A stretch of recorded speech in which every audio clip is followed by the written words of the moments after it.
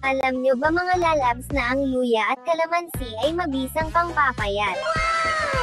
Pero bago yan, alamin muna natin ang mga benepisyo ng luya, kalamansi o lemon sa ating kalusugan. Kaya kung gusto mo ding pumayat o maging sexy kagaya ko, panoorin mo hanggang dulo ang video na ito.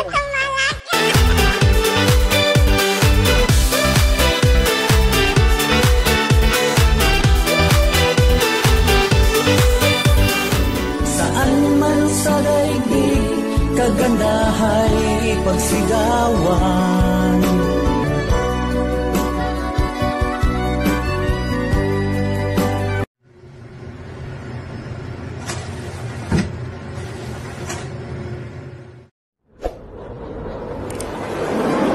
Hi mga lalabs, it's me again OFW ako. For today's video ay ating alamin ang mga benepisyo ng luya kalamansi. Ang luya at kalamansi ay isang masarap at nakakapagpalamig na inumin na may maraming benepisyo sa kalusugan. Ang luya ay isang halamang gamot na ginagamit. Luya kalamansi. Health benefits alamin. Health tips. Benepisyo sa kalusugan ng luya na may kalamansi. Ang luya at kalamansi ay isang masarap at nakakapagpalamig na inumin na may maraming benepisyo sa kalusugan. Ang luya ay isang halamang gamot na ginagamit sa pagluluto at paggamot ng iba't ibang mga sakit. Ang kalamansi naman ay isang uri ng citrus fruit na mayaman sa vitamin C at iba pang mga antioxidants. Health benefits ng luya at kalamansi. Ang pag-inom ng luya at kalamansi ay maaaring makatulong sa mga sumusunod na aspeto ng iyong kalusugan. Isa. Laban sa impeksyon. Ang luya ay may gingerol, isang bioactive compound na may anti-inflammatory at antimicrobial properties. Ito ay makakatulong na patayin ang mga bakterya na nagdudulot ng sipon, ubo, sore throat, at iba pang mga respiratory infections. Ang kalamansi naman ay may citric acid, isang natural preservative na nakakapagpababa ng level ng katawan at nakakapagpahina ng mga mikrobyo. 2. Laban sa nausea. Ang luya ay isa sa mga natural na remedyo para sa nausea o pagsusuka na dulot ng iba't ibang mga dahilan tulad ng pagbubuntis, motion sickness, chemotherapy, o post-surgery. Ito ay nakakapagpahupa ng sikmura at nakakapagpabawas ng pagdighay. Ang kalamansi naman ay may refreshing aroma at lasa na nakakapag-alis ng lasa ng suka sa bibig. 3. Laban sa arthritis. Ang luya ay may anti-inflammatory properties na nakakatulong na bawasan ang sakit at pamamaga ng mga kasukasuan na dulot ng osteoarthritis. Ito ay maaaring inumin o ipahid sa apektadong bahagi. Ang kalamansi naman ay may vitamin C na kailangan para sa paggawa ng collagen, isang protein na nagbibigay ng lakas at elasticity sa mga joints. 4. Laban sa diabetes. Ang luya ay may kakayahang pababain ang blood sugar level sa katawan, na nakakapagbawas ng risk ng diabetes at mga komplikasyon nito tulad ng heart disease. Ito ay maaaring makatulong din na mapanatili ang insulin sensitivity at glucose tolerance. Ang kalamansi naman ay may low glycemic index, na nangangahulugang hindi ito nagdudulot ng biglaang pagtaas o pagbaba ng blood sugar level. Health benefits ng luya at kalamansi. 5.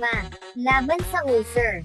Ang luya ay may antibacterial properties na nakakatulong na labanan ang bakterya na Helicobacter pylori, na siyang nagdudulot ng ulcer o sugat sa tiyan. Ito ay nakakapagprotekta din sa stomach lining at nakakapag-neutralize ng acid sa tiyan. Ang kalamansi naman ay may alkalizing effect, na nangangahulugang nakakapagbalanse ng acid-base level sa katawan at nakakapagpabuti ng digestion. 6. Laban sa bad breath. Ang luya ay may digestive properties na nakakatulong na linisin ang gastrointestinal tract at alisin ang mga toxins na nagdudulot ng bad breath. Ito ay maaari ding gamitin bilang mouthwash o toothpaste para sa oral hygiene. Ang kalamansi naman ay may citrus scent at flavor na nakakapag-refresh ng hininga at nakakapag-alis ng bakterya sa bibig. 7. Laban sa Alzheimer's disease. Ang luya ay may antioxidants at bioactive compounds na nakakatulong na pigilan ang inflammatory responses sa utak, na siyang sanhi ng Alzheimer's disease at age-related brain function decline. Ito ay maaari ding makatulong na mapabuti ang memorya at cognitive function. Ang kalamansi naman ay may vitamin C at flavonoids na nakakapagprotekta sa brain cells mula sa oxidative stress at damage. Health benefits ng luya at kalamansi. 03. Mabisang pangpabawas ng timbang. Paano gumawa ng luya at kalamansi? Ang paggawa po ng luya at kalamansi ay ganito. Napakadali lamang. Sundin lamang ang mga sumusunod na hakbang. 1. Hugasan ang luya at kahit hindi na po ito balatan, basta hugasan ng mabuti. Hiwain ito ng pino at i-blend kung walang blender. Gumamit ng grater. 2. Hiwain ang kalamansi, hiwain at pigain. Huwag itatapon ang pinagpigaan o balat ng kalamansi. 3. Ilagay ang luya at kalamansi sa blender. At pagkatapos mag-blend, ilagay ito sa teapot o pitcher. 4. Dagdagan ng mainit o malamig na tubig sa teapot o pitcher. Dipindi kung ano gusto mo. Kunin ang pinagpigaan ng kalamansi, hiwain ng naayon sa gusto mo. 5. Ilagay yung pinagpigaan ng kalamansi. Takpan ito at hayaan munang 10 hanggang 15 minuto. 6. Kumuha ng baso, maglagay ng luya kalamansi juice. 7. Huwag itong salain, inumin mo lang. Parang uminom ka lang naman ng kalamansi ginger shake. 8. Halo-haluin ito at inumin habang mainit. Maaari mo ring lagyan ng yelo ang luya at kalamansi kung gusto mong malamig itong inumin. Ang luya at kalamansi ay isang masustansya at masarap na inumin na maaaring makatulong sa iyong kalusugan. Subukan mo itong gawin at tikman ang sarap at ginhawa na hatid nito. #note, para sa mga gusto magpapayat, subukan mong gawin ito sa loob ng 1 linggo.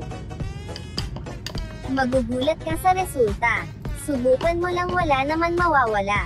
Paalala lang po, basta tamang pag-inom lang nito, wag abusuhin dahil lahat ng sobre nakakasama. Additional tips. Maaari mo itong hayaan overnight. Mainam ito inumin tuwing umaga bago kumain at sa gabi bago matulog. Uminom ng 1 basong tubig bago kumain at iwasan uminom ng maraming tubig pagkatapos kumain para hindi lumaki ang inyong tiyan. Uminom ng maraming tubig sa araw at less sa gabi. Iwasan uminom ng maraming kape at soft drinks. Ito ay nagkokos ng gas na feeling bloated tayo. O malaki ang tiyan, kaya minsan nasasabi natin na mataba tayo. Maraming salamat po sa panonood. At kung nagustuhan mo ang ganitong content, maaring paki-comment, like at share naman po para mas marami pa akong magawang mga ganitong video. Salamat!